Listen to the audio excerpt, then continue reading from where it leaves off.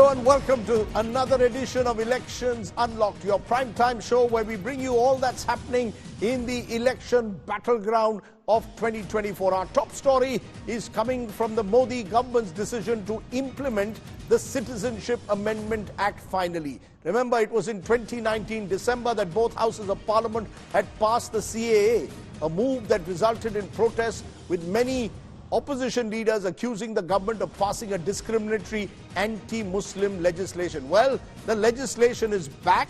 It was a part of the BJP's 2019 manifesto, and now on the eve of elections, the BJP has announced it. But what will be the implications, especially in the east and the northeast of the country?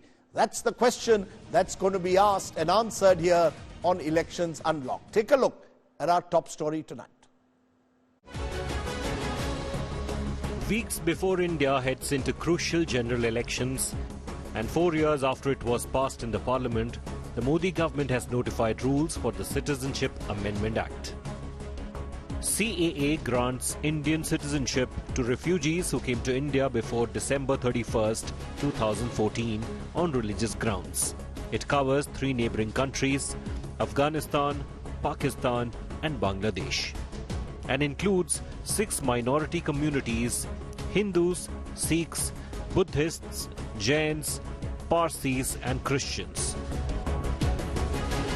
অসংখ্য মানুষ যারা রয়েছে ধর্মীয়ভাবে প্রতারিত হয়ে যারা ভারতবর্ষে এসে আশ্রয় নিয়েছে, তাদের প্রত্যেকের জন্য এই আইন অত্যন্ত ফলপ্রসূ হবে এবং এই আইন নাগরিকত্ব দেওয়ার আইন। একটা লোকেরও নাগরিকত্ব এই আইনের মাধ্যমে যাবে না। While the government has assured that CAA will not take away citizenship of any Indian citizen, Mamata Banerjee was the first to oppose the law.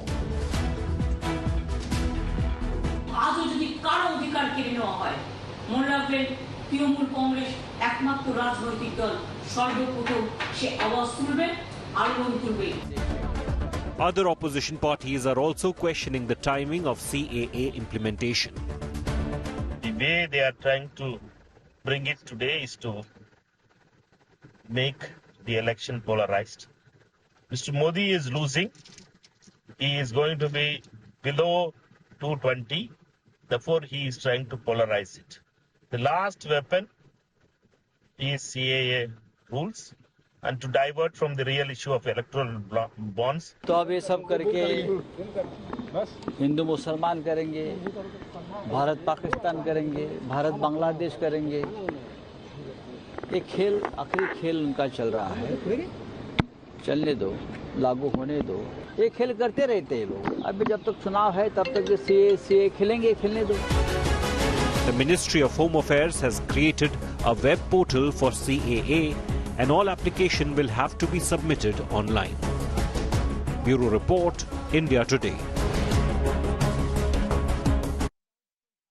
So what impact will the CAA announcement have on elections 2024? Joining me now, Kaushik Deka, my colleague and the editor of India Today Northeast, senior journalist and academic Kishalay Bhattacharjee also joins us, and our man in Kolkata, Indrajit Kundu, is also with us. So all bases covered. Thank you all very much for joining me. First to you, Kaushik. What's your sense? Bringing a CAA just days before elections are announced, is this an attempt being made by the BJP to once again shift the narrative around an issue like CAA, which may resonate in an Assam or a Bengal, especially in Bengal?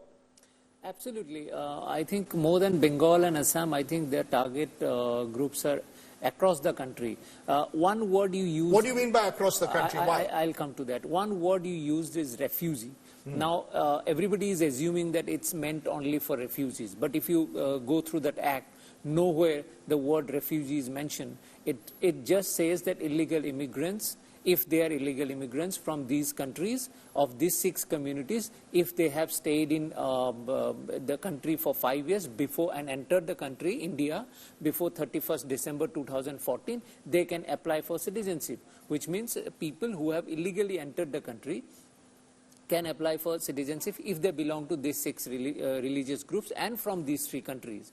Now, the logic that was initially presented to every one of us was that those who have been persecuted in these 3 countries of these 6 groups, because these 3 countries are Islamic, they would be given citizenship. Now, in the law, it is not mentioned that only those who have been persecuted or they have to prove any persecution. So that's a very interesting Does the law deviation. specifically mention the word illegal immigrants, or Yes. it mentions the word persecuted minorities? Persecuted minorities is not mentioned anywhere. It mentions illegal immigrants, those who have entered India before 31st December 2014. Right. And even those who have been facing charges for entering the country through illegal means, even they can apply, provided they fulfill the criteria.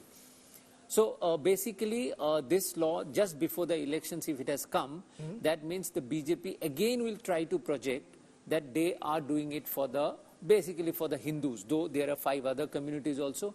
And on the other side, the opposition parties would also try to create fear among the Muslims that it will exclude them or it will throw them out. Whereas the CA, if you go by logic, it's an inclusionary process. It is not taking away anyone's citizenship.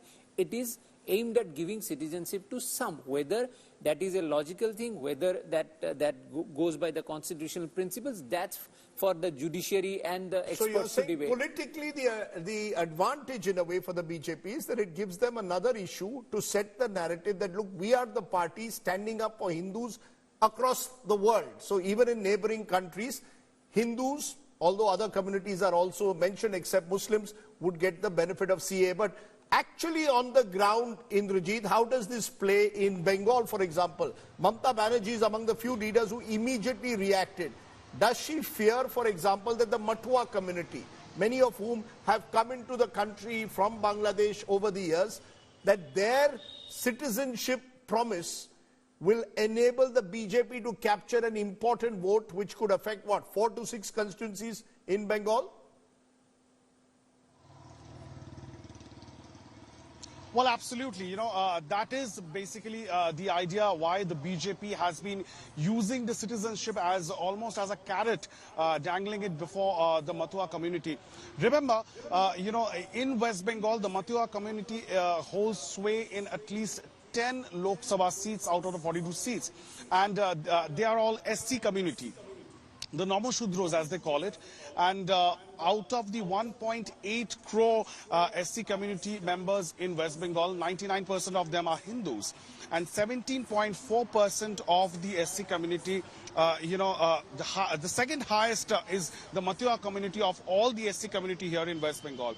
So clearly, just as this was announced, immediately we see BJP people and the Matua community celebrating in Thakurnagar in Bongaon, which is adjacent to the Bangladesh border. So the bordering districts, especially 2 very important seats, Bongaon Lok Sabha seat and Ranaghat Lok Sabha seat. These are the 2 seats that the BJP won last time, and the BJP is once again strongly in fray for these 2 seats. So Mamata Banerjee clearly knows that the Matua vote will swing towards the BJP, because for the past 5 years, it has been a long-standing demand. Shantanu Thakur, who is the Minister of State and the MP from Bongaon, he has been facing a lot of flack, saying that you promised CAA in the last election and you've still not delivered it. So there was a fear that the Matua community may swing away from the BJP. The BJP now ensures that with this CAA. But Mamata Banerjee, on her part, will come out on the streets. She will be in North 24 Pargana district tomorrow. And make no mistake, she will be using it to tag with the NRC.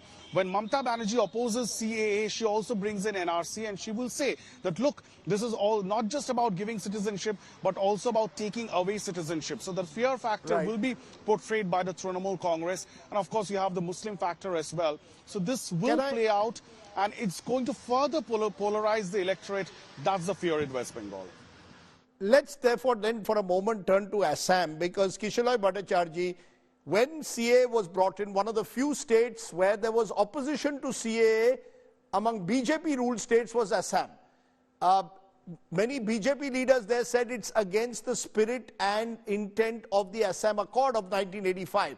Do you see it playing at all in Assam in 2024, or has the issue exhausted itself, considering that the BJP won Assam by a fairly comfortable margin a couple of years ago? I think, Rajdeep, the experience of people who were harassed, if I may use the word, or allegedly harassed and were thrown into the detention camps, or the or the entire exercise of the NRC has been fairly recent and traumatic, and I am expecting that there will be opposition in Assam, despite the BJP, having an stranglehold almost over out there, and not just Assam, in Tripura and in Mizoram, the two states which were at the forefront of these protests. The entire protest against CAA was really started from the states of the Northeast till it petered out to the other parts, and the spotlight moves to Delhi and other cities. Also, the question, Rajdeep, is that if India is so desirous of granting citizenship to persecuted citizens from 3 countries, why not sign the Refugee Convention? There has been a denial of being a signatory to the Refugee Convention. So they are violated by the CAA itself is a very discriminatory act. It violates the statutes of human rights. And I think in Northeast, the sense is that the CAA is so entangled with NRC that if CAA is implemented and if NRC is then executed in all of the states, because the citizenship really is about a dull clerical certification, a simple typographical error could erase your citizenship from the country. And I think there will be protests. That's my sense. But we have to wait and see. Because Kaushik, has the BJP taken a calculated risk here? That as Indrajit says, they stand to benefit, they hope, in critical areas of Bengal. And they believe that in the Northeast, they can manage the situation. Even if there are protests, they will be muted. It's their government, a strong government in Assam. So the message, as you said, is not just to these 2 states, but across the country, that this is one of our guarantees. Modi ki guarantee, CA will be there, will be notified. It's been done just before the election. Is that somewhere, Kaushik, you sense part of the game plan? See, if they have to lose electorally, if they have to suffer some loss, then that will be in Assam. Having said that, I don't think CA will make any impact electorally, as we have seen after 2019. After all the protests, BJP came to power quite convincingly. The issue here is the protest against CA in Northeast, particularly in Assam, is not because of it has got any link to NRC or anything. The issue is that you are giving citizenship to illegal immigrants because they are Hindus. And mostly the problem of Assamese people and Northeastern people against Bangladesh is that they speak Bangla and they are a cultural threat to the existential culture of Northeast and Assam. That's why there is a massive protest against CA all across the states. Now, the BJP has said that in those states where there is ILP and in tribal areas, the CA will not be implemented. So, more or less, other northeastern states are excluded from the CA. Even in Assam, the tribal areas have been excluded from CA. Right. So, basically, there will be some protests. Could be violent also. The political parties, opposition political parties and socio-cultural groups will stage protest. But those protests would not have any electoral impact. And about NRC, if you talk about it in the Northeast, everybody will, the indigenous people, most of them will support it. And there is a demand for NRC in Manipur. As you know, the Manipur violence, again, the issue over there is that the Meiteis are raising that there have been illegal immigration from Myanmar. So NRC has lots of buyers in the Northeast. CA doesn't have. So, and this whole confusion about NRC is also a political rhetoric, because we still do not know what rule will guide the NRC. We have some rules, some provisions in the Citizenship Act, which was, interestingly, was created by the UPA government in 2004. The mention of NRC first came in 2004. But the NRC remains an incomplete exercise. The NRC remains an exercise which has been... The Assam NRC remains an incomplete exercise. It hasn't been implemented in the other northeastern states. There are question marks over inaccuracies that have crept in. And also now that you bring in CAA, it once again brings these issues to the fore. But I think as has been suggested by Kaushik and others, it will become an issue in terms of the national narrative. It's also given the BJP on a day when the electoral bonds issue appears to have been a bit of a setback to the State Bank of India. Another issue for the BJP to highlight and in a way divert attention, some would say, from what happened with electoral bonds. But that's about timing.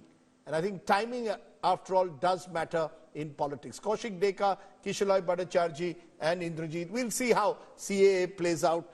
Remember, don't forget the protests that had taken place predominantly in many Muslim areas when the CAA was first passed in Parliament. And we'll have to see how the polarization politics plays out. Meanwhile, both the BJP and the Congress have crucial Central Election Committee meetings going on today. This is the second such meeting for both the parties happening in the national capital. The BJP, of course, was first off the mark. They gave 195 seats that they declared. Today, they are expected to approve a second list of candidates. The Congress has been more cautious. They gave about 39 names a couple of days ago. But now they have to decide names from several important states, particularly in North India and the Hindi heartland. And significantly, Rahul Gandhi is expected to attend this meeting. He was not present at the first meeting of the Central Election Committee when it took place on Friday. So we'll see how that all plays out. That's a story that we will keep tracking. Let's turn to our feature story of the day. Over the weekend, the Trinamool Congress announced the name of 41-year-old World Cup cricket winner Yusuf Pathan as their candidate from the prestigious Behrampur constituency. Prestigious because the man who's holding on to that constituency for 5 times is the undefeated Congress MP and leader of the Congress in the Lok Sabha, Adhir Ranjan Chaudhary. It has, of course, sparked off a debate whether cricketers who are suddenly catapulted onto the political pitch can actually make a difference. Is Yusuf Pathan a sitting duck, or is he someone who can pull off an upset? What is the track record of our cricketers when they enter the political ring? That's the story I want to bring you now. Take a look. Baharampur থেকে তৃণমূল কংগ্রেসের প্রার্থী, বাংলার প্রার্থী, ভারতবর্ষের অন্যতম ক্রিকেটের তারকা, KKR টিমেও দীর্ঘদিন খেলেছেন cricketer Yusuf Pathan. And the crowd erupted with massive cheer for the formidable cricketer. The former Kolkata Knight Riders player who wore the purple jersey for 7 years was grateful to Didi for the opportunity. मुझे बहुत प्यार मिला है कलकत्ता में, हमेशा प्यार मिला और उसके बदले में मैं यहाँ पे उनको सर्व करूँगा। Yusuf Pathan is the TMC candidate from Behrampur in Murshidabad district. TMC has never won this seat since its inception and now looks to turn that around with star power. Congress strongman Adhir Ranjan Chaudhary remains the undefeated 5-time sitting MP from Behrampur since 1999. यहाँ उनको इसलिए भेजा गया कि आम लोगों में ध्रुवीकरण हो, बीजेपी को मदद मिले और कांग्रेस पार्टी हारे। Behrampur or Bahrampur in local parlance is a general category parliament seat with 52% Muslim voters as per voter list analysis. Though a loyal Congress pocket borough when it comes to parliamentary elections, out of the 7 assembly seats of Behrampur, not one voted in favour of the Grand Old Party. 6 of them went for TMC and 1 to BJP. TMC filed Yusuf Pathan against Adhir Ranjan Chaudhary as its candidate from Baharampur is setting a new slugfest between Congress and Trinamool. Other than Yusuf Pathan, TMC has also fielded former cricketer Kirti Azad from Durgapur in this election. He has previously been a member of both the BJP and Congress before joining TMC. Manoj Tiwari is the sitting TMC legislator from West Bengal's Shibpur Assembly segment and a minister in the state government. Gautam Gambhir has been the sitting parliamentarian from East Delhi for BJP. He recently requested the party to relieve him from political duties. Navjot Singh Sidhu, also an ex-BJP leader, the former opener, is active in Punjab politics and previously headed the Congress's state unit. The former Indian captain Mohammad Azharuddin became Congress MP from Uttar Pradesh's Moradabad in 2009. In November last year, he unsuccessfully contested the Telangana Assembly election on the party ticket. There have been others who made unsuccessful electoral debuts like Srishant for BJP, Ashok Dinda for BJP and Mohammad Kaif for Congress. More recently, Ambati Raidu joined Andhra Pradesh's ruling YSR Congress party but quit days later. Bureau Report, India Today. Okay, that's just about all I could pack in today. Thanks very much for joining us here on the Elections Unlocked, and keep watching India Today. Namaskar.